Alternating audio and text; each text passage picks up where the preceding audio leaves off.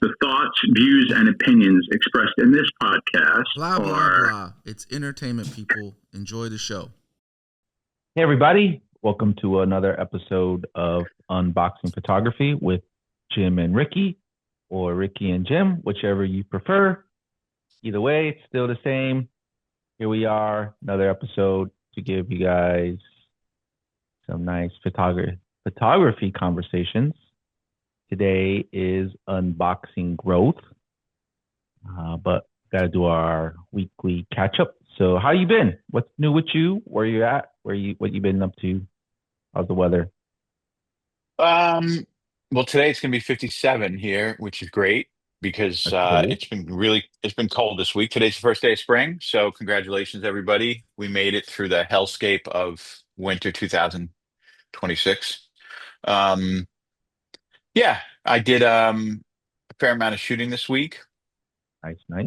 Bought, bought a new little lens um, in a focal length that is not typical for me. So, all of which I guess we'll talk about as it relates to our subject matter Yeah, today. But uh, but yeah, things are good. Hopefully, now that the weather's starting to warm up, we'll be able to get out and shoot more. What about you? a little bit of the same. I didn't get a new lens because I think I have all of the lenses. No, I lie. I do want the 75 Nocti. That's going to be the last one I buy for my M's. But I did get a new camera, which I told myself I didn't need, but then I found it at a price that I always told myself if I found it at this price, I'd buy it. It is none other than the Deluxe 8. And I have to say, I used it very briefly today, and it is met and exceeded all of my expectations. For such a Yeah, small little non like M professional grade camera, uh, super tiny. It's smaller than a Q, super compact. The only thing I don't like about it is when the lens comes out, it comes out like of the body, right? So it's a little yeah, extended, but yep. it's not a deal breaker. I still want to mess with it around to see what I can do with it. I did some panning shots, some motion blurs, and obviously some stills. Still learning the little device, but honestly, it's just a camera to take pictures, and it'll serve a purpose somewhere down the road. There's that. Cool. Congratulations, Okay. man. Thank you. Additionally, I've been stocking up on film because I told you I'm gonna be going to Kansai region of Japan, so that's Osaka and Kyoto. I'll be there on Thursday, and it's cherry blossom seasons, so they're gonna be in full bloom supposedly. But even if they're not in full bloom, I'm still gonna be able to catch the blossoming, which I'm really excited for. Been waiting my whole life for the Osaka Kyoto Cherry Blossom Festival. Cool. Yeah, I'm jealous, man. That should be beautiful. Amazing. So I got some film stocks that we discussed, and I want to shoot film heavy for this trip. You know what you got to bring? A long Hmm. lens. Bring a long lens. No, I got Yeah. something. I got a No, you better know trick. why you have it? Cropping, digital cropping. No, I don't do that. Okay. Um, I'm in the in-camera cropping where you can change the Q or whatever from a 28 to a 75 or whatever. No, the reason I'm saying bring a long lens is because with the compression of a Hmm. longer lens, you'll be able to make the layer Oh, the cherry blossoms much better than if you use like a 28 or a 35 is just going to be here's pictures. The, I think the thing about like shooting a standard focal length and that kind of thing is that you'll get like the kind of pictures that people take of cherry blossom trees, right? yeah, yeah, yeah. You'll get like beautiful scenery and we've seen a million of those kind of pictures. But if you use a Hmm. longer lens like that 135 you have, you'll get more stuff that's like a little bit more compressed and it might be more interesting, a little bit more abstract. That's how I would approach it. But that's me, not you. So do what Uh, makes you feel good. I know exactly what you're talking about. I do plan on taking three lenses, which is a lot for me. Usually I'll go with one, but I'm taking my 90 specifically for that reason. I'm taking my Cool. 24 and my 50 Nocti. The Hmm. 50 Nocti was a request from my amazing great friend in London, Don Stevie. Shout out to you, sir. He said I needed to get the cherry blossoms in 0.95 in color. So I'm gonna take the reporter and I'm gonna do some 0.95s. But so I told you the trick. You see the rose photo behind me? That's actually Yeah. taken with the 24 Sumalux. So I told you I got some tricks. Okay. That's not Yeah, cropped. yeah. That's just some stuff I know how to do. Um, yeah, and I mean, I guess like that. Um, that looks like it's filling a lot of the frame and is closer than the minimum focus distance on there. So what are you using? Extension or some kind of little macro There's thing or there's what? no there's no extension tubes for M's. So some kind of macro filter or element on the front of the lens. Yeah, macro lens adapters. Cool, Yeah, cool, that's it. cool. Yeah, because I was going to say that's really way closer than what you would normally focus with that look. So It is. So I'm not gonna lie. I'll share my trips. I'm not a gatekeeper. I bought this macro set because I was watching this YouTube video. Basically, like it was a videographer, and he's like, "Oh, for me to get these really close shots with a 50, I use these the macros. Now it kind of degrades the quality of the lens, but like I don't care about super edge to edge sharpness anyway. So it gives me a mm, characteristic that I don't typically like. I'm gonna die over, and I actually think it looks pretty good. So I can do macro at 0.95, which I've done before. If anyone's wondering, like, how did he get these macro shots on a 0.95? That's how. And then basically same thing with the 24, same set. I just use that. But I experiment, so cool. I just don't screw it on there. I do, but anyway. So there's that, and it works really well. And obviously you're doing it on digital, not film, because you wouldn't be able to see what the effect was through the rangefinder window, right? I'm gonna do it on both. It's all So then, so then, how do you know that you're going to have focus if because I don't. okay, yeah, Yeah, I'm just gonna spray and pray. I'm gonna get there you one. go. I'll get something. It's all about the That's what creative I like. process. That's what I like about the R because I've got that 100 millimeter apo and I can focus like maybe Yeah, like a foot away or something like that from something with that. And there's also I think a 60 millimeter macro yeah. that they make for that camera that they make that for the R also, and the ability to get like super close to stuff. Hmm. Is just an advantage of those lenses. I mean, I guess you could use the um like they make a 90 macro, right? For the M, but I don't know how you would see close enough to have the rangefinder show it in There, focus. there is, and I think there's like this macro lens uh viewfinder adapter, kind of Oh, like okay. the dual Is range it got goggles. goggles? Is it like Yeah, goggles? Okay. Okay. I'm not a fan of Yeah. goggles, so I wouldn't get it. I did see when I was in Tokyo in December, um, a 135 2.8, and I really thought about getting it because it was 2.8, and it was a couple $100. But the only reason why I didn't was because of the goggles. Yeah, which is cool. Actually, you know what the goggles do? Yeah, well, they make it so you can see, you can focus correctly because of through the viewfinder, right? Because it covers the viewfinder. It's like a It magnifying glass for the viewfinder, right? it's a slight magnification, but it blocks the the rest of the viewfinder. So it's Oh, I kind of didn't know like, that. yeah, so you can only like see that square, which is really cool because now you're You can hyper only see focused. the one. You can Yeah, only see the 135, so you can't see outside. Like typically, you can't do the rangefinder thing of seeing what's going to come into the frame because you're only seeing the frame. correct. Interesting. So, could you put that? Does that need to be on an older body, or could you put that on an MP? You could put it on an MP. It was an M mount, and it fits all the other M. I tried it on my what is it?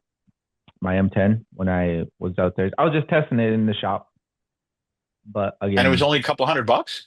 yeah, I didn't get it. And 'Cause it's I a already Leica. had, yeah, I It's a had Leica. It's Leica glass. mhm. I Maybe it's had because goggles, like everybody hates goggles, and that's why it's cheap, kind of thing. yeah, no one Can likes you? the goggles. I Yeah, asked, I you wonder can't. why does nobody like the goggles? What is that? Um, it's probably just preference. I asked if I could remove the goggles because if the guy said yeah, and I actually try to confirm through like Chat GPT, and even Chat GPT is like um the way that that specific model was built with the goggles, you can't remove it or it'll lose the focus. Oh, okay. Yeah, so that was another reason. I mean, for that money, I'd buy one just to check it out because Mm, I don't have a long lens from my M. yeah. Um, and I had the 75 Nocti on the M, and I did not find it on an M body to be anything that I would ever want to use Yeah. ever, really. Not to discourage you because I know I can't anyway, um, but it was incredible. It was very if you've seen Boogie Nights, it was very Dirk Diggler, if you get the reference. Like I know what you mean. it was a little bit too big to be practical, It's you know. Like beefy. it was like you think like, oh, this will be great, but then when you actually have it, it's like, yeah, actually, this is not so great. So, I mean, Yeah. a couple, I took some amazing pictures with it, um, but on an M, I just thought it's like a ridiculous lens Mm. for that body. Phil uses one, and I've shot with it a few minutes in Tokyo. He's like, "You want to use it?" And I was like, "Yeah, sure." So he let me use it. It is big and is heavy, and it's probably about the same weight as the .95. But I think it's heavier than a 9.5, but it's not only it's how it balances. yeah, It's very front. front heavy, obviously. So Mm. I mean, there's a ton of glass in it, but I know Phil is like an EVF shooter, you Mhm. know, for the most part, right? And I think if you're an EVF person, then it makes more sense because you can get critical focus easier, and because you can hold it in different ways. You know, you can hold it away from your body. You can, you know, Yeah, use the strap differently, blah blah blah. But when it comes to rangefinders, like I've said this before on here, like to me, it's like I see zero reason why you should buy an M and then not use it for what it is. M stands for Masuka Stricker or whatever the frick it does, which Hmm. means rangefinder. So yeah, I don't buy an M to then use an EVF because there's a million better EVF cameras. Um, and so I want to look through the rangefinder. And I think when you're trying to hold the camera in a traditional way that you hold an M, right? Like in hmm, terms of the focusing and everything, and it has a very long focus throw as well. When you're trying to hold the body, you know, the up to your eye and hold it, you know, hold a look at the patch and align the patches and everything, and you've got this thing that weighs like more than the camera does, trying to drop forwards on you. yeah, After it's not pleasant on your wrist because you're like, well, where do I hold this? I got to hold the front of the camera to support it, but then if I need to hold the body, then how do I actually focus? hmm, So you're kind of like, I found that lens on an M body was something that I just couldn't get a comfortable way of shooting it because the lens was so front heavy that you wanted to hold it by the front of the lens. But then in terms of like actually focusing it so you could get the finder patch adjusted, it was just like I was having to move backwards and forwards and it just took too much time. And it was just too much of a pain in the ass. hmm. I'm Got like, rid of it. on that. It's just if you look at the whole reason why, and I know people are going to be like, wait a minute, this you guys are getting into the weeds on gear. So sorry, folks. But if you look at the whole like concept behind what the M was when it was started and what it was throughout its whole history and the whole idea behind it, the 75 Noctilux, which I owned and which I shot a lot with, but I shot it on the SL. Um, you know, it's the antithesis of anything that the M system really is about. So Mhm. as are things like the 90 that they put out, the 9014 or whatever, it's 90 Lux or whatever it was that they put out. So like, I mean, I get that they can make those lenses and those lenses can produce results that are very specific to those lenses. But in terms of actually using it, you know, it's like They're not. sometimes like, well, like, you know, there's I grew up on Long Island, which has, at least for a good portion of my life, and Long Island, New York has like had a big car culture, a big like, Mm, like people would go out and drive, go to a parking lot, go down to certain parts, like in this place called Deer Park Avenue, and drive up and down and show off their cars. And every once in a while, you see somebody who had like a Cobra kit, like Shelby Cobra, like they're yeah. like these kit cars, and people put hot motors in them and stuff. Beautiful looking car. And these guys would put like these like big 427 motors in them and then put like turbos on it and all this shit. And it would make so much horsepower that the car became undrivable, right? Yeah. So there's a point at which like a really light car with a healthy horsepower is a great thing. A Mm, little light car with like a ludicrous amount of horsepower becomes an undrivable thing that may kill you, you know? yeah. So you'd see these guys make these crazy horsepower kit cars and then they'd like sell them because the thing would like every time you touch the throttle it would light the tires up and you couldn't drive the car. And I feel like the Noctilux is like kind of A kid on car. that side of it's no, it's like a car, it's like having a car with like so much horsepower that you can't use it. It's like I mean, if you're an EVF shooter, you put a grip on your end, you're looking through the back of the camera, but maybe different. If you're an SL shooter, Mm, it was great. I loved it on my SL. But in the M, I thought the thing was a stupid fucking nightmare. But that's just me. Anyway, yeah. Can zone focus at point 1.25 on that one, but on the I'll do it. SL, it's great because you Yeah. just punch in that Yeah. little arrow, and I'd like punch into somebody's eyeball, and I'd be like, look at all their capillaries. I mean, Yeah. it's an incredible lens. Don't get me wrong, it's amazing. It's an amazing lens, Mm. just not on an M body. Anyway, I'm gonna do it. But anyways, you're right. That will conclude our gear talk. It's healthy to talk about gear sometimes, and we don't do it too often. So I think one in a blue moon, probably once a year, is good enough. But it was really more tips and tricks. But we do got our photos of the week from the last episode, as I promised. And I do want to introduce today's topic, which is unboxing growth. I think it's a very important aspect of any creative career. Whatever career you're doing, growth is important, right? But before we get into that, let's get the photos of the week for the last one. We'll start with yours first. Um, and I completely here we forgot go. mine are. So I'm gonna be very surprised. No worries. That's what I'm here for. So we're going to start with this one and we'll go there. What is this? Oh, I think this is Moncasi. The first time I seen the image was when you sent it to me. So I got no input other than the dog is jumping at this person's hand. Okay, show me the And next one so I make sure that I'm not so I make sure I'm not wrong. all right. So there's that one. And then the other one. This one. Yeah. Okay. So this is the work of, hold on. I'm just Googling this so I make sure that I'm correct. Mm-hmm. I gotta Google the name of how to pronounce my guy's name. Yeah. Okay. So these two photographs are from a guy whose name, a guy from Martin Moncacci, I think is the way you pronounce it correctly. And he was a Hungarian photographer who was in his time like one of the most famous photographers in the world. And this particular photograph is a photograph that inspired Cartier-Bresson to be a photographer. And this is a photograph that Cartier-Bresson considers to be one of the greatest, if not the greatest pictures like of all time. Um, and if you go back to the previous image for a second, Moncati basically is somebody who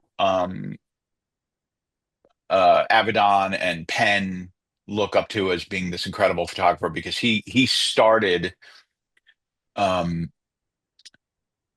he started the like the revolution of motion and movement in fashion photography because prior to him doing his work, and he really, his period was really kind of started in the 20s and 30s, but his um his the way photography was before then, and obviously because the film stocks were, really slow, and the equipment didn't have like wide apertures and things like that. Like everything was very static, and the cameras were very big. But he's somebody who introduced a lot of movement into photography. So his pictures like uh were a revolution in photography, in fashion photography, because there was finally, like, people would open up a magazine like Harper's Bazaar and see somebody moving, and as much as we that's no big thing now, in the 20s and the 30s, to see all this kind of movement and action in photography was very exciting to people and very modern. So he became like the highest paid photographer in the world for a very short period of time. It was really the I mean, as more people started to be able to do what he did, like anything else, like he broke ground, and people were like, this guy's amazing. And he got paid to go to New York and was really famous. And then after a while, everybody was doing it, and his fame started to decline. But the reason I chose these two pictures, one was this first picture, if you look at it, and it's a picture of a dog kind of jumping. And I think it's somebody like basically like has thrown their dog up into the air and is going to catch it as it comes down. But if you look how it's framed, if you were to say to somebody, hey, take a picture of you playing with your dog, right? If you think about the image that comes up in your mind, if I were to say, go do that kind of photograph, is this the first kind of image that structurally, compositionally, that comes into your mind when you say, oh, go take a picture of you playing with a dog, or somebody playing with their dog? No, right? Like, No. this is, you would never, most people would never think like that. This image would never enter into their mind. So it's actually pretty good as it applies to growth, right? To what we're going to be talking about. Because if you look at it, and for those folks who are listening on the podcast, I think it's like, I think if you look up Martin Munkashi, and his last name is Munks. I'm sorry, Munkacsi. Martin Munkachi. This is a picture of a terrier. So I think if you search his name, a terrier, you'll see the image. But it's a hand like jutting up from the bottom of the frame, almost like Excalibur coming out of the water from the Lady of the Lake or something, just like jutting straight out of the bottom of the frame. And there's this like dog coming down that's like all stretched out, that clearly is looking at the owner, and it's like descending. And then in the far left of the frame, there's this kind of reflection, double shadow of the hand that's extended up Yeah. into the frame. And so to me, the composition of the frame is like incredibly well balanced, but the energy of it and the conceptualization of it from what it is as a photograph shows that if someone says something to you like, go take a picture of your kitchen, people say stuff like, "Oh, I live in a small town. It's boring. You're so lucky because you live in New York. You can take street photography pictures in New York. You're so lucky. There's so much to take photographs of." Well, if you can really dig down deep inside yourself and be creative, like, this is an example of how you can do something that looks amazing and different just with your imagination. Because this is at the most basic level, it's somebody just throwing their dog into the air. But the photograph, especially considering it was taken 100 years ago, I think is a compositionally really interesting photograph, and not what anyone would conceptualize if you said something like play with the dog. And if you go to the next, take a picture of you playing with your dog. Go to the next frame. Yep. Stand by.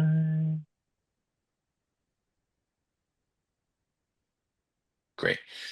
And this picture, if you look at just the rhythm of this particular photograph and what's in it and how it's framed, um, and I think he shot, and this, it's not square and it's not 35. I thought he shot Rolly, but I don't know what kind of camera this is actually shot with.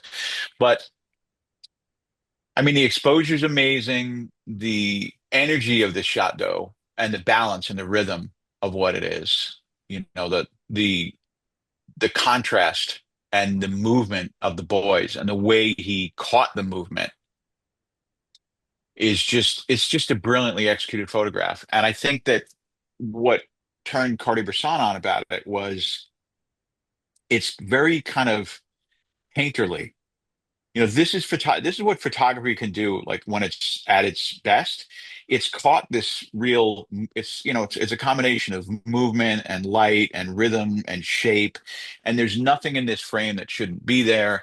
Like it's it's perfection, really, this photograph. And that's why it made such an impression on Cartier-Bresson, like Yeah. this photograph is a decisive moment, but it's kind of more than that. It's not just a clever photograph. I think a lot of like Cartier-Bresson's photograph, if you look at them, the decisive moment aspect of them, there's like something that's kind of smart and almost like intellectual about the pictures, the way he decides to take his pictures. This is this has got an energy to it, and a rhythm to it that I think isn't always in Cartier-Bresson's decisive moment style of photography. This has got a little bit more of a an energy level to it. So it blew him away. So I thought it would be kind of important as an instructional thing to look at the first photograph and say, okay, you could make a photograph of anything look interesting. And then this picture to kind of just double down is just to say like, hey, Cartier-Bresson said this was genius. So those are my two pictures. Martin Munkachi. Very nice. I have to say, this is the first time I've heard or seen these images and even the photographer. I do like the dog, the hand. At first, when I first seen it, when you sent it to me, I actually thought it was just a painting. And I had to look real closely. Still look like a painting, but clearly it is not. And the other Yeah, and I mean one, go ahead, sorry.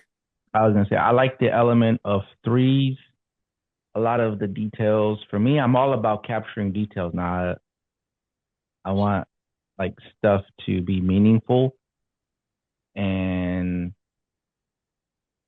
people kind of pay attention to kind of how I've been posting my carousels on Instagram, like all of the details, everything. It's a story from start to finish, and a lot of people they miss it. They just think it's just 10 random stories, but if you actually read through it, it's a story. It's an essay, and each one is made with intent. So it's not like I'm just picking random photos.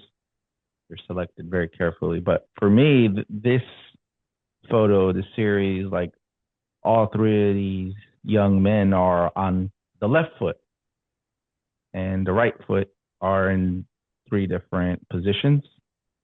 And then obviously there's the hands. See the hands and all. And even the one that's blocked, it's kind of like the hand that's next to him. Like in Pac-Man, where you would go through one screen, one side of the screen, and you'd come out the other. Yeah. That's how I kind of interpret that hand, right? Because it's directly next to him. So Yeah. I look for like small, little, meaningful details like that, and I make my own assumptions, I guess, but not so much. One of the things one of the things that Cartier-Bresson used to do, apparently, like if you read anything about when he was trying to like interview people for Magnum, is he would always want to see their contact sheets. And there's many famous interactions where he looked at people's contact sheets and like was then like grumbly or didn't want to talk to them or whatever, or was critical, and like because what he wanted to see was how somebody got to a photograph, like what their mindset was. And he would do things like look at the contact sheet upside down, Mhm. or like close his eyes a little bit to look at the contact sheet, like look at them through half closed eyes. Because what happens is when you do that is you're obscuring detail. You're also what he was doing when he was turning the photographs upside down or sideways is he's trying to see how the geometry works when you take the photograph and move it in different ways to see whether or not the geometry holds in the Mhm. frame. And um, and so I think the thing here that kind of transcends things like detail are is just like if you half close your eyes and look at it almost through like sleepy eyes, or if you were to turn the frame on its side, or upside down, what still works about it is the rhythm of how all their limbs are and how they're the spaces of white versus dark in the frame, including the bright white of the waves on the left side of the frame and the like kind of hole in the waves on the far right of the frame, which is more kind of like a darker area. And the splash underneath their feet and everything. All this stuff like gives it a certain rhythmic quality and a geometry. And you could say by looking at that hand coming in from the side that it's a distraction. And maybe, how would it be if you put your thumb over it and say, like, okay, would it be a better photograph? And for some strange reason, I think that it's a better photograph because there's this, like, disembodied hand coming in from the left side of the frame. It Yeah. doesn't, it adds something to it that like kind of almost like gives it a foundation somehow, because everything else is in complete movement and complete rhythm, and that is the most static thing in the frame. So it's kind of a red herring in the photograph. But I think that um, Cartier-Bresson looked at pictures differently than we do. Yeah. He looked he looked for things with the mind of like painter, Mhm. and looked at the geometry and composition of things, I think, a little bit differently. So anyway, Yeah. I love this think, picture. Let's see yours. yeah, I'll show mine. But for Cartier-Bresson, I think a lot of people who don't really study much about him other than his photos, right? Like the Decisive Moment, the photo books. I think the best way to study him is through his books. What is it? The Mind's Eye, Mind's and eye, then yeah. and then there's another one, Conversations, which is pretty much just clippings of all of his interviews he done, and it really paints a perspective, um, written, right? A written perspective of his thinking, his thoughts, and how he interpreted photography in general. And it kind of shaped how I approached photography, right? I told you before I was always that guy that was straightening my images, right? And some people consider that cropping, right? But I needed those straight lines up and down, vertical, left and right, until I read that book. And that particular one was in The Mind's Eye, where he's like, every image that you take is supposed to be taken that way. So, like, if it's not straight, it was like faith, I guess you can say. Like, the faith was for it to be crooked a little, offset. And it kind of, like, you know what? That kind of makes sense. I like that. My image wasn't supposed to be straight. It's supposed to be tilted 5 degrees. I don't know. And then just pretty much from there, I stopped using the straighten tool, and I'm happy with how all my images are. I don't crop. So what you see is what you get. But back to this photo now. Mine is from, I have to read it because it's a hard name for me to pronounce. Masahisa Fukase. This is from his book Ravens. And I really Is that the like, whole frame? yeah, that's it. I'm only, it looks like it's cut off at the bottom, so let me extend it. Yeah, okay. Nope, that's it. Cool. Cool. He's one of like the most notable Japanese photographers. Is this particular book is like world famous. And the thing I like about him is he hyper focuses on a subject. And this whole book is all about ravens. Like, how many photos of ravens can you take? Well, he did it. And he's got them in all kinds. Like, you want to talk about provoke style images, definitely check this book out. But for me, Cool. like, this silhouette is just like hard line, white and black. Just, I like it. Cool. Very cool. All right. So, as I promised, these were our photos from the last recording we did. And now we'll actually jump into today's topic, which is growth and the importance of it. Or non-importance of it, The depending on where one, you're at. the lack It's funny, of. I was thinking about, I was listening, when you were talking about being impacted by Cartier Bresson's writings and how it kind of, steered your ship a little bit when, in terms of how you approach image making. And I have to remind myself, like when we talk about growth or when we talk about any of this stuff, I was reading something about, Eastern religion or something and a line stuck with me. It said like, there are many paths. Like in other Mhm. words, like you shouldn't judge somebody else's religion, um, and their path to spiritual fulfillment because it may be different from your own. And that could be that, any whatever their denomination is, they could be, you know, that's their chosen path, and there are many paths. There's not one true path. Yeah. And I have to remind myself, like in terms of photography, like, I'm pretty hardcore about um how I approach things and the pressure I put on myself to make sure that I'm improving and growing and stuff like that. But I try to remind myself that some people do things just for enjoyment, you Hmm. know? And just like, in a religious context, like some people go to church and they sing and they're all really happy. And then there's other people that walk up a path over, take some pilgrim's route and beat themselves with branches the whole time that they're walking up, to get to on a pilgrimage. There are many different paths. So growth, some people may just take photographs because it's fun and it's a Hmm. hobby, Yeah. and that's all that it means to them, and they're completely fulfilled doing that.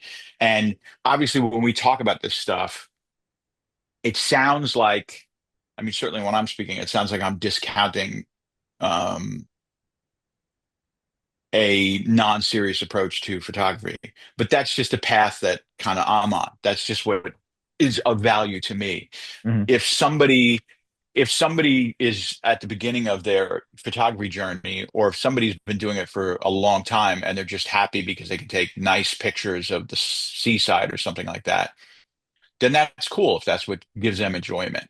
So growth can be a lot of things, I think, to a lot of different people. And I think it's important to just say that at the outset of this, that just because we're not at a level of, Alex Webb or, uh, pick anybody who is somebody who you think is amazing, Trent Park or Cartier Bresson or Marianne Mark, or whoever you want to choose. Just because you're not there, it doesn't mean that what you're doing isn't valid or is pointless or should be judged harshly. I do think that, like, though, if we're what we're doing, and when you and I are talking about this stuff, it's almost like coming into the dojo. Hmm. Like it's like when you come when you get on a certain path of saying, like, I really want to grow and I really want to improve. The assumption is that you're going to show up in and be, serious about it, and Hmm. examine yourself and what you're doing, examine your photography and say, where are my shortcomings? Where is room for improvement? What am I doing that's the same? What mistakes am I making? What uh, are those mistakes turning into something that I learn from and grow from and improve from?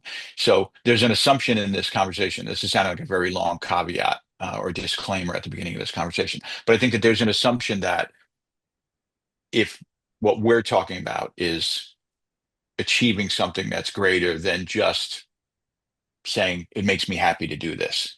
I mean, Yeah. I'm still very happy, as I'm sure you are, like when we achieve something really great. But that's not to say that that it's not valid that somebody else is happy doing something that we would consider to be, for lack of a better word, like shitty pictures. Like, Hmm. like if somebody's taking pictures that are just not that technically accomplished, but it makes them happy and it gets them out and it brings them joy, more power to you. Get out there and do it. But if Yeah.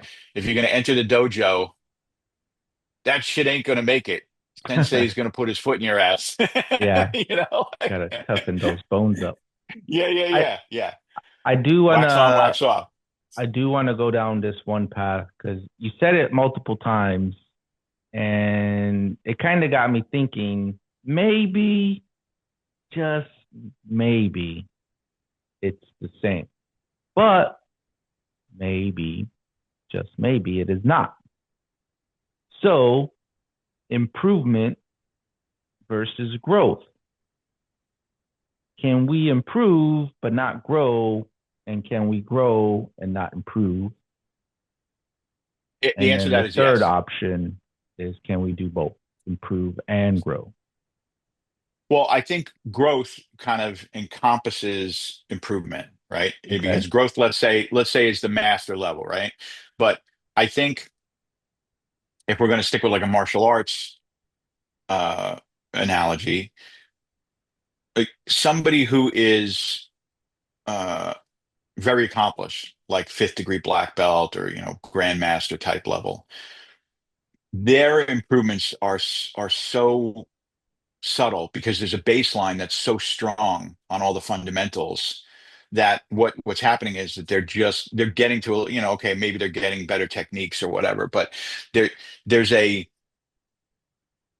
when you look at anybody, a musician or whatever, who does something at a level of mastery, it looks effortless. Like when you Mm. see Eddie Van Halen, let's say, play a guitar solo, it looks like he's just doing it and it doesn't look like it's complicated. Whereas like if I pick up a guitar and I'm just trying to play an F chord, it looks like, which is the most which is really simple, but it's not simple if you haven't done it a If you never million done it, times, yeah, right? I can do it. Right. So you can improve just doing very, very basic stuff. We all can, that's getting fluency with your tools and maybe better understanding, composition and stuff like that. And I think it's in the beginning of a photography journey, there's a tremendous amount of improvement in terms of those kind of basic fundamentals. But what growth is then taking all of that stuff, getting to a point where you have ability, and then saying, okay, how do I apply that basic ability to having a photographic vision and actually being able to execute on that. So, to me, improvement is like all of us are always improving, but that doesn't mean that we're growing. You could take a technically much better picture of a really, really boring, empty subject Yeah. that nobody wants to look at, and a lot of people do that. Um, but it doesn't mean that you've grown. You can take Mm. a really technically shitty picture, a really bad photograph of something that completely opens up a new, renaissance in your photography. I know we've talked about it before, but I think making mistakes and doing things badly is almost like the cheat code for growing. So Yeah. yeah. So anyway, so that's what I think. What do you think? We definitely got to put in our work of taking the not so good photos. Now, here's the thing. If we're going to include basically the one person, not there's not only one person who may feel this way, but I'm using this characteristic. The person, the group, the demographic that takes the photos just to be happy, regardless of technical skill, regardless if it's a Pulitzer Prize winning image, if it's a Henry Cartier-Bresson decisive moment photo, if it's just someone on Instagram taking snaps with a camera at f11 and 500 of a second at 400 ISO. I don't know, whatever it may be, whatever your settings are, so on and so forth. That person who just takes photos because they just like to push the shutter. They love photography so much that pushing the shutter makes them happy. The most important part for me would be quantifying the growth, quantifying improvements. If we are, as photographers, happy regardless of whatever comes out of the camera, right? Just push the camera, the shutter, and I'm happy. How do you quantify growth in that aspect versus now I'm going to use me as the other side of the example where I want to become the best that I can be. My goal is not to be better than anyone else other than myself. I want to be better photographer today than I was yesterday. That's just me. I'm not in competition with anyone.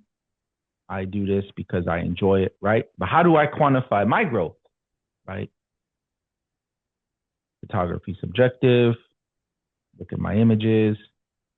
Is growth measured by my levels of happiness that I've taken with this image, right? Now, going down the path of happiness. If no matter what I do, I'm happy because I pushed the shutter, right? Is it all like fabricated in my mind? Like I'm growing, right? How do Well, we quantify the growth? I think that there is only one answer to this question, Mhm. and people may disagree with me, but there isn't an argument or a person on earth that could convince me otherwise to the conclusion that I've reached about this for myself. If you get in a car, right? You have a map of the United States, and you get in a car, and you go, "Come on, let's go for a drive. Let's go. How long? Where are we gonna go? I don't know. Where the fuck are you gonna go? Mhm. You could drive. You could drive for the rest of your life and never get anywhere and just kind of drive, right? You have to have a destination. And to me, the Hmm. destination for growth, there's only one destination for growth, and that is to have your pictures look like your pictures, to have a unique visual signature. That is the destination. All the other stuff is improvement. You can improve. You can make your pictures technically better. You can get better exposures. You can get more resolution. You blah blah blah blah blah. You can do all those things. But what you're doing is you're just driving around the United States in a car, never getting anywhere. You're driving and driving and driving and driving and driving. If you get in a car and say, I am going to drive from New York, Mhm. city, and I'm going to end at Santa Monica Pier, that's a Yeah. destination. If you have no destination, you're not going to grow. And Yeah. sometimes you need to, I'm not saying that sometimes you need to know not what the fuck you're doing to get to where you got to go. Because all those side trips, like when you go on a road trip, sometimes like you go off on a side trip, you have like a Yeah. side quest You gotta that stop at the you world's had biggest hat. you had to do that to then Yeah. get to where you're going to go. So I'm not saying that like sometimes driving around aimlessly isn't part of getting to where you got to go. It is, or getting a Mhm. flat tire or whatever. But ultimately, the destination, if you look at any of these people that we talk about, anybody whose photographs that we share, their photographs look like their photographs. And you can Mhm. see, if you look at all their work, you could say, I see a singular vision. Now, you might look at a picture of theirs and not know it's their picture. But if you look at their work, you look at the totality of their work, you can see that there's consistency between Mhm. that image and all the other pictures that they've taken because they have clarity over what they're trying to accomplish creatively. Yeah. And to me, if you understand that, when your pictures start to look like your pictures, all of your pictures start to look like pictures that you have taken, even though they could be very disparate subject matter, distant Mhm. locations, different projects, but they all have your unique visual signature about them. That Yeah. is the ultimate destination of growth. Just like in martial arts, if you see Bruce Lee fighting or just doing kata, just moving, he looks singularly like himself doing it. Nobody else will look like him. Like when you see footage of him, there's a reason why he's a legend and why he still inspires people 50 years after he died. It's because he was doing things in a way that only it looked just like him. He was unique about it. That's what we look for in all the creative arts. It isn't, you can't argue the point that like, okay, argue against the point that when you go into a museum, you see that's a Van Gogh, that's a Mhm. Picasso, Yeah. in same thing in photography, same thing in music. Oh, like I said earlier, oh, that's Jimi Hendrix. That's Public Enemy, that's Hmm. Biggie. You they are they have distilled what their creative vision is into something that is uniquely theirs, and people can copy it or whatever, but they're the original and they do what they do. Yeah. So if you really, the ultimate destination is something, if you want to be able to judge where your growth is, you need to know what the ultimate destination is. So anytime I ask myself, am I growing? The answer that comes back to me is, do your pictures look like your pictures? Are Hmm. you are you getting to a place where no one else could take those pictures but you? Yeah. And if I feel like I've taken some pictures recently that have gotten me down that road, then I know I'm growing. If I'm taking the same pictures that I've always taken, or if my pictures look like anybody else's, I am not growing. Hmm. That's how I look at it. Other people may disagree, but to me, that's the blueprint for that is, if you don't believe me, go to any museum, go look at Edward Hopper paintings. Do they all look Hmm. like Edward Hopper painted them? Did they look like he painted, like he was trying to cop anybody else's shit? Did they look like just random, like any guy could have done them? Go look at, you know, Yeah. um, anybody, any painter. Go listen to any musician who's really accomplished something and say, oh, look at a basketball player, Michael Yeah. Jordan. Look at how he moves on the court. I'm about to introduce a controversial topic, and I think we may have discussed it briefly in one of our previous podcasts. But first, I want to say I definitely do agree with the destination, and I really like that. The destination is how we quantify our growth. So this is now the second official unboxing photography mathematical equation. So growth Okay. is destination squared. We'll come up with something. We'll create a new, that pop up, a new mathematical equation for growth. Now, the controversial topic would be, I think I just forgot what I was going to say. I'm going to remember it though. Mm, damn, I did forget because I was talking about mathematics. I hate math. I do too. I'm going to try to focus and bring it back. Anyways, Well, could it be something that along the lines of like that maybe along the path to that growth that oh, I people got it. are I got it. I good. got it. I got it. I got it. Thanks. Go. Thanks for reminding me. So we're stuck in this conundrum, right? And we like to use musicians as uh, our comparisons. So you have your musician, right? The fans, they love him. They made the world's classic first album. They play it, it's on repeat, sold a million records worldwide. But then, so here's the conundrum: like the person, they make that same style music continuously, right? That's their destination. So continue to make music like this. It all sounds the same, change a few lyrics here or there, not much different, right? So here is where it comes. You have the fans that are like, man, I really love the first album. The second one comes out. I really like the second one. It sounds kind of the same as similar as the first one, but there's a few differences and I still really like it. Then the third one comes out and it's still the same. Nothing's changed. The fourth one comes out, nothing's changed. People start to get tired of it, right? So this is the conundrum. Uh, Now, using the same, right, person makes classic album, and then they switch the sound. We use this analogy with what's his name, Miles Davis, right? Yeah. And I used Linkin Park. Like the albums, they all sounded differently, and it took a little bit of time to get into it because you were expecting that previous sound. So now here we are. We're in this conundrum where we want the same music or the same whatever it is, the same creative ingest. Like I'm gonna ingest this, right? So whatever I'm ingesting, uh, you know, like whether it's music, visually, audio, whatever it may be.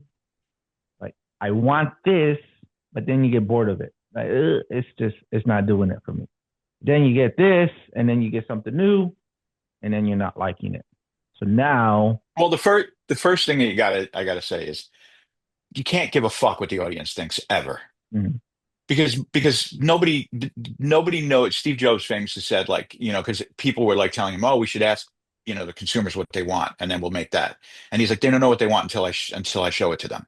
yeah, And that's why people will talk about Steve Jobs for hundreds and hundreds of years from now, right? mhm, And you could Joni Mitchell is a good example. We haven't talked about her, but Joni Mitchell, like if you listen to the things she started doing in the 60s versus what the music that she's still making now, like it's completely different. Like she's changed bands, she's changed direction, she's changed her guitar playing style. Like she's just done so much shit. She's a painter also, like, and her paintings are brilliant.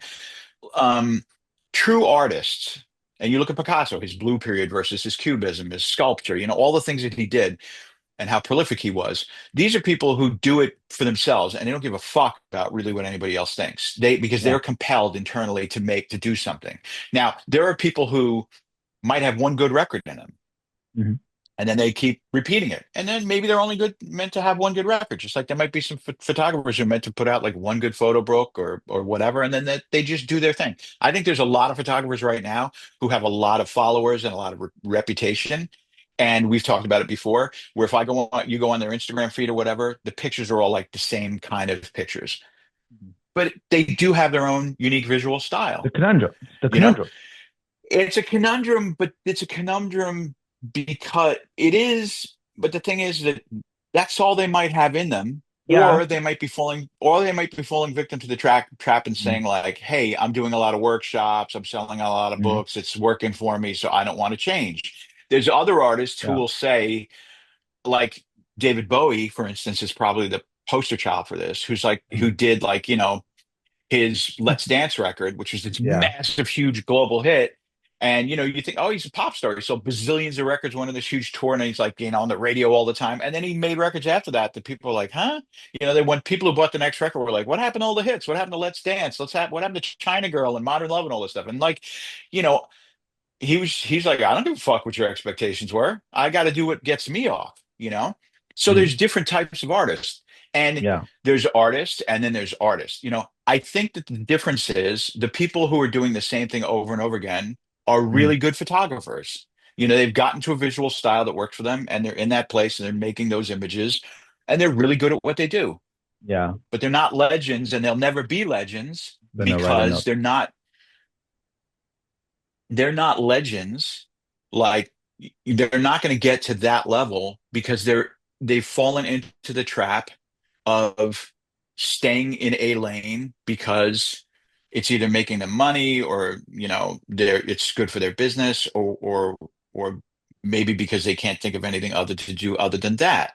But the people who are brilliant, like if you look at Trent Park as an example, who I think is somebody who is one of the most Mhm, brilliant photographers working on the planet today, right? He taken street photography stuff, long exposure, very high contrast, amazing books that he's put out. But then he also took pictures of clouds. And he also did this book, this accordion style book that I got. I really didn't like the pictures a whole lot, but he took pictures out of the window of like a van as he was going on a trip across India or something like that. And they were just like snapshots out the window of the van. The guy's trying to do mhm. different shit every time he picks up his camera. The He's not conundrum. saying it's not a conundrum. The No, conundrum is, are you good enough to not do the same shit over and over again, but still have those new pictures that are different look like your pictures? yeah, And that's a guy, yeah. yeah, that's the thing. I don't mean to interrupt you, No, no, no, but interrupt me because I'll what, talk forever. Please do, please do. I'm sorry to say this, but you basically proved my point twice, twice, and it's not a competition. But basically, what I was referring to, like the first time, was I go on someone's Instagram and it's all the same. Again, that was what I was saying. That's the conundrum. Yeah. And then with the other person, where you said like, yeah, I didn't really like the work, but he's trying something new. So I'm sorry I had to do it, but you proved my point twice. But I don't think it's a conundrum. I I think I think it's a differentiation. What we're talking about is people who are truly talented and special and have mm, an ability that the rest of us don't have. yeah, And and I so agree. a conundrum is like, what should I do? You don't, you know what? You either have the ability to do it or you don't. And, you know, at the end of doing this for a really long time and trying, Yeah, if you're ever going to find out whether or not you have that ability, you have to break beyond doing the shit that's made you successful and yeah, see whether or not you can stretch beyond that. That's the conundrum. Do you want to just be successful and keep making the bank and have the reputation and doing the workshops and getting all the views on Instagram and stuff, or hmm, and meeting audience expectations? Or are you going to say, hey, I know my feed is all high contrast black and white shit that's taken inside a city, but now I'm going to go somewhere and I'm going to shoot with a completely different lens and a completely different camera, and I'm going to shoot color, and it's going to look nothing like anything that I've done. But you know what? People are going to look at it and go like, oh, that still looks like a picture taken by that photographer, and I still yeah. dig it. And I agree with everything you're saying, especially like you do it for yourself. Like I don't care what other people like. No one knows what they like until they don't know what I'm trying to do unless I do it. So I agree. Yeah. And I think really more just what I'm saying in the conundrum is like people, the creative, they may be stuck in a spot where they don't know what, maybe they do know, right? And I'm not speaking for everyone here, but maybe they're caught in that line. If I want to continue, and again, this is a different aspect of growth. Do I want to grow my followers? Do I want to grow my art? Do I want to grow my happiness? There's, again, the conundrum. What do? I don't know what to do. Uh, and it's not to say that people, what you were saying is like, I'm doing this for me. I'm going to try new stuff. I think what I was referring to, the conundrum part, is when you're stuck in that kind of like that space of, do I feed the machine to give the people what they want, or do I feed the machine to give the people what I want? If that makes sense. Yeah, but I think, and if you're thinking that way, then you've already lost. Mm. Why? I mean, I would like to know why you already lost This in is that this is aspect. why I'll tell you why. This is why people have to stop watching YouTube videos from fucking guys who just started a channel and have like 80,000 followers, and they listen to what they say, or listening to people like me, or Mm, you, like we we listen to all this stuff and we are in this like little bubble. If you really want to know how to do it, there's so much evidence, and there's so much work out there by the people who've accomplished it that you can listen to. You go to a mm, museum, you listen to interviews with people who have been singularly creative and have made massive impacts on the art world and the creative world, and you listen to what they say, and they are not people who think at all about what the audience mm. thinks or I agree. wants. I they're agree. not they're not thinking about what pleases anybody, and Hmm. they are driven by something internally that says, I have to go do this, and they inherently will get to a point, like, you listen to you read all the stuff that Van Gogh wrote about his paintings and about how the world perceived them. You listen to what Cartier-Bresson said about his own work. You watch interviews with David Bowie, any painter, amazing actors, authors. You know, if you want to be like Dan Brown, who wrote the Da Vinci Code, or John Grisham, that's a certain you could be really commercially successful, stay in your own lane, do your own thing, have your formula, do your kind of thing. I don't know that those kinds of people will ever be thought of as being like the greatest artists of all time. They'll have a Mm, tremendous amount of commercial success and make a ton of money and do something that a tremendous amount of people enjoy. I don't know that that stuff is going to be lasting. I mean, I guess we'll see. But mm, you listen to anybody who's accomplished anything that's amazing, and they never talk about thinking about the question that you brought up. What should I do? They don't that isn't even a part of it for them. They just have to do what they do. And they don't think, do I serve the audience or do I serve myself? They just make what they make. And the mm, master that's driving them is I have to be creatively fulfilled, and I have to say something, and I have to push, and I have to constantly keep pushing. I have this book, right? I I don't know if you can. can see this. Fierce, fierce Uh, power, fierce poise. okay, it's called Fierce Poise, Helen Frankenthaler and 1950s New York, and it's a story about this painter named Helen Frankenthaler, who's a like came out of abstract impressionism in the 50s, and she was like 23 years old painting in New York, and was out there doing things when she was when Jackson Pollock was working and stuff, and like the 1950s New York abstract art scene was really productive and amazing. And so I'm reading about it to try to find about it, and there's no when I'm reading about what her thoughts were and what she wrote and her shows and stuff like that, and this is a woman who's like whose work is in MoMA and all over the world, super famous, amazing artist who died about a decade ago. She doesn't have any of those kind of conversations with herself or articulate herself in terms of what the Mm, audience expectations are. Her, she's looking at all these peers that are at a higher level than her or that have this like level of success artistically. Yeah, the commercial part of it comes with them, but she's looking at what they've accomplished artistically and is saying, looking at her work and going, what the fuck am I doing? How do I get better? How do I push forward? You hmm. know?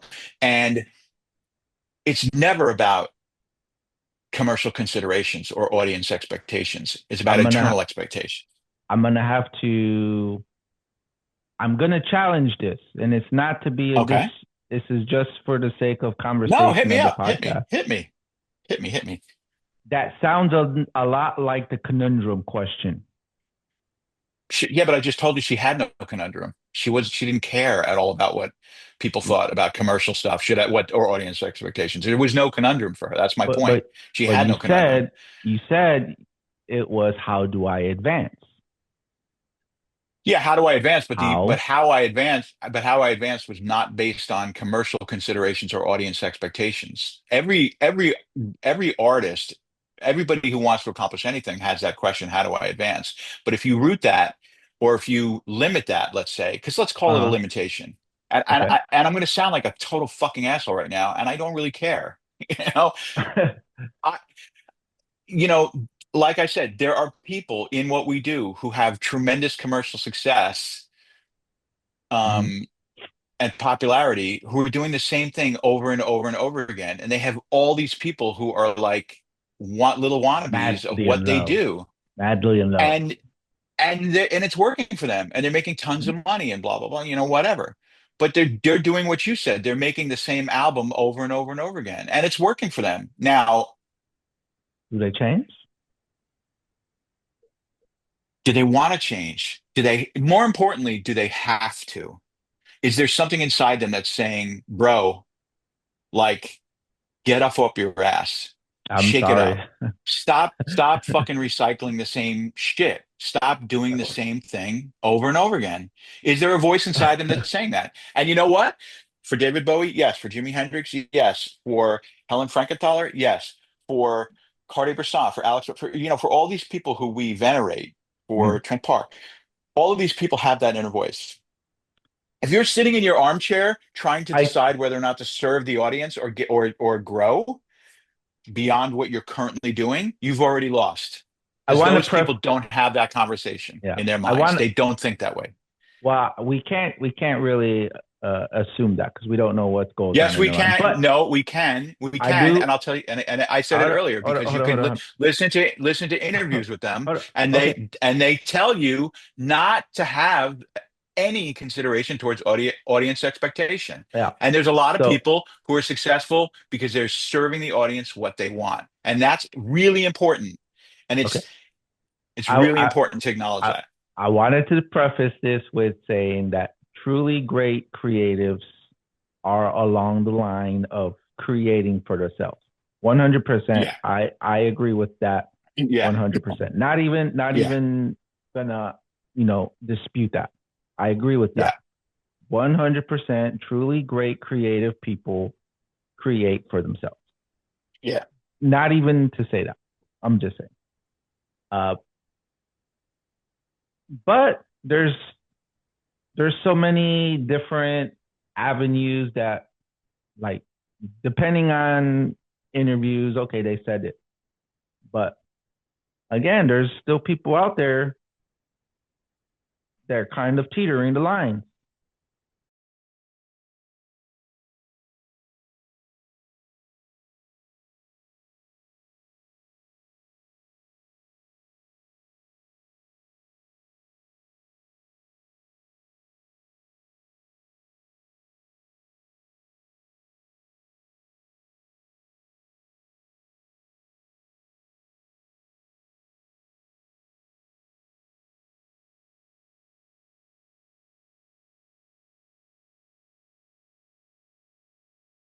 Cool. But back to what we were saying.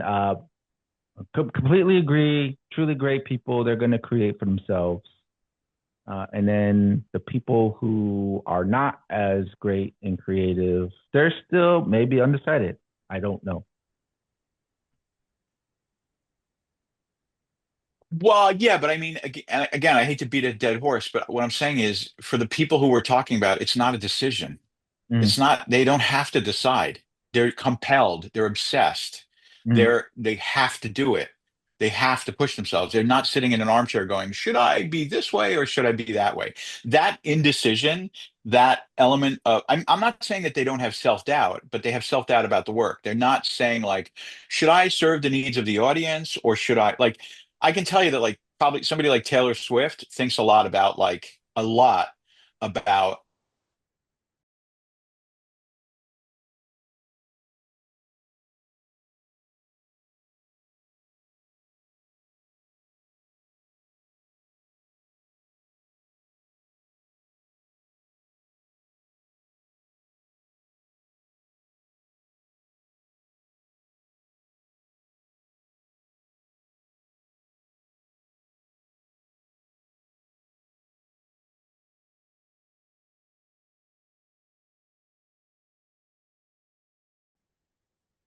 Technical difficulties.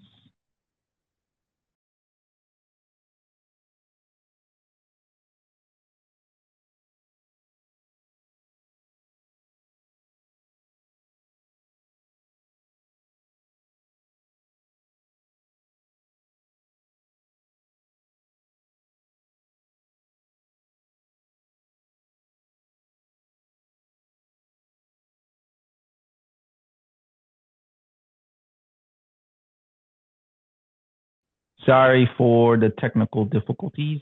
My internet seems to be getting wonky. Anyways, I think no, that's it's mine. It's my internet. Anyway. is one of ours. I think that's the creative gods above us telling us to wrap this up. We've been going at it for an hour. It was a great conversation, by the way. We could probably even roll this up into chapter 2 next week. We'll get some photos of the week. But I do want to thank the fans, listeners, supporters who made it this far. I want to thank Jim. I think he froze again. So I'm just gonna wrap this one up. Um, yeah, unboxing photography. This is unboxing growth chapter 1. We will come back again after I come back from my trip because I'll be traveling. I'll be gone for a week or so. And then once I get back, we can do a roll up of how that trip went and finish this conversation growth. I was taking notes, so we're gonna go. You did say something that I want to kind of touch on, not a disagreement, but I really like what you said. And yeah, last words, sir, for the evening.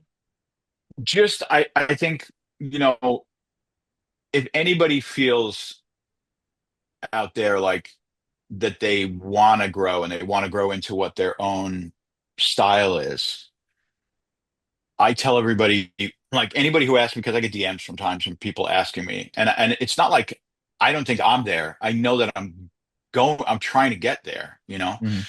And so people say, well, how do you, you know, what's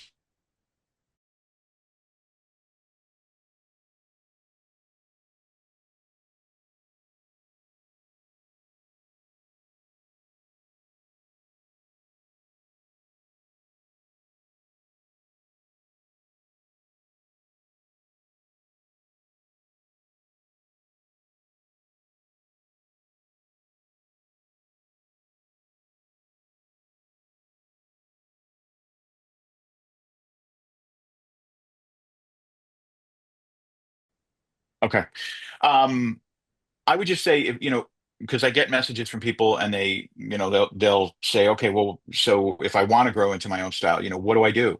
And I would say get out of the photography bubble. Like, if you're looking at people's pictures on YouTube, and I mean, even listening to us, it's great, but I think these kind of conversations should be a jumping off point to then say, okay, well, let me go to a museum. Let me look at painting. Let me listen to different types of music. Let me just listen to interviews with people who've achieved what we're talking about and listen to what their perspective is on it. And I do a tremendous amount of that. Like there's a thing on YouTube called the Louisiana Channel, which is interviews with artists from all sorts of different disciplines, and it's consistent.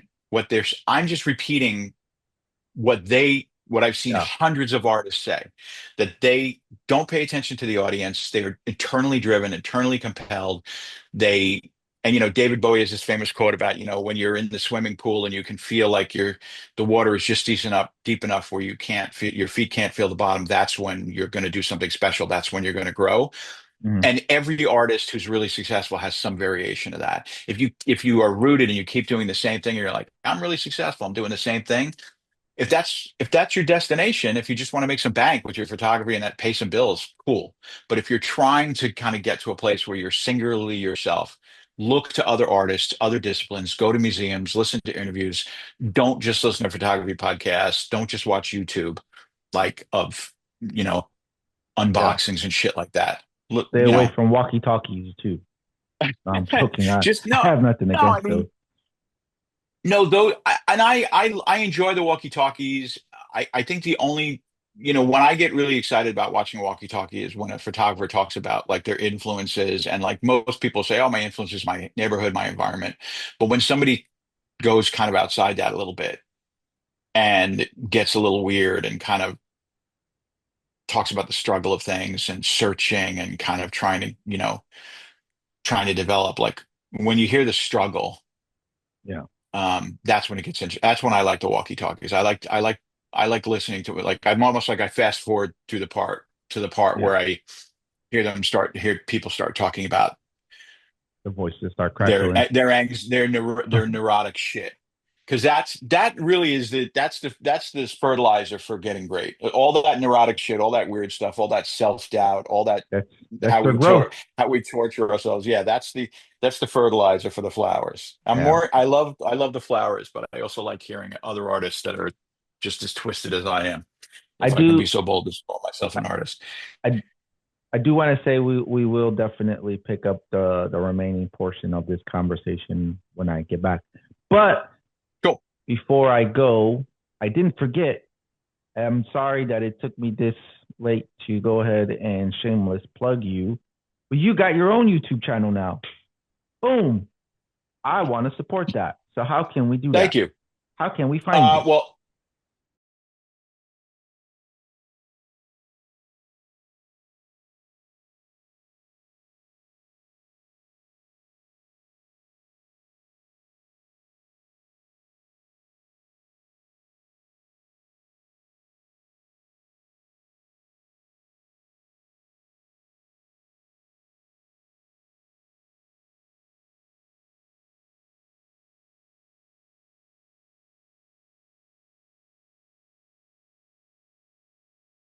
Sorry once again for the technical difficulties. Really quick before we split up again.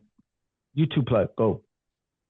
it's Tricky Thoughts NYC is my channel. I have two videos up right now. I'm going to put up another one next week. Last episode was a conversation part was some Fashion Week photography, and then a conversation with Paul Reed, who who introduced us a couple of years ago. Um, and he came to New York to do a photo workshop, and we just sit on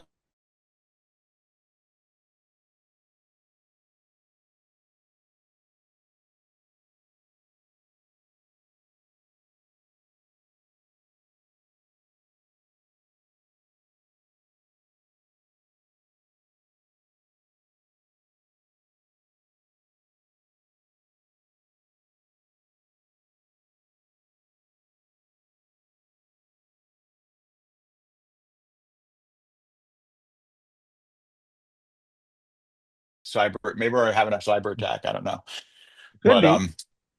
anyway, Yeah, I Uh, started a YouTube channel just because the engagement on Instagram is like so challenging that like I'm just looking for other ways to develop a community and develop